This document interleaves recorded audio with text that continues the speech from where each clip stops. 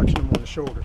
That's mimicking the right hand coming, and that's why Floyd's shoulder roll is perfected, because he does it 1,000 times every time he does mitts. So that touch on the shoulder is, again, that's him rolling the shoulder and countering.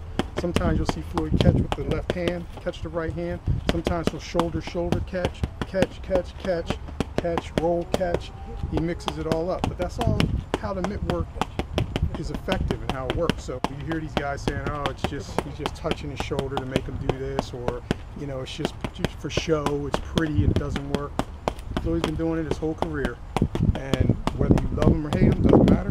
He's 49-0, and is probably the best defensive fighter of our era, maybe of our generation. So I'm not saying he's the greatest fighter ever or anything like that, you know, because again, that's subjective. But when it comes to the training and the type of training, and of course the talent that's in front of you, because obviously Floyd is special, and so with that kind of talent, and then the training that came from Roger, who again, a visionary, is doing that type of mitt work back in 1992 when I first saw it. Was 2006, but the DVD was a John Brown DVD from 1992, so showing that type of mitt work, and that's when I wanted to learn it. So, and I knew right from the door that there was a revolutionary way of training that type of mitt work, because you can do everything and it's all covered in those drills that you do. So that's why we do what we do.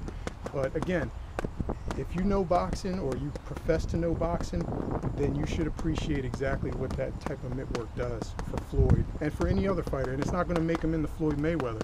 What it's going to do is develop their defensive skills, their hand-eye coordination, their perception. And you hear people talk about speed versus quickness. You know, again, the mental part of it, which is when a person perceives the threat, and then how long it takes for it to register, and then the reaction, and to actually take action.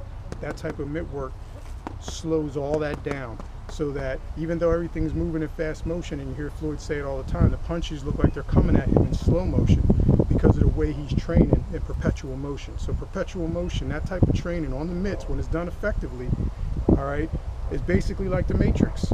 Time is your perception, is how you perceive it. So again, that's what it is, and that's how it works. So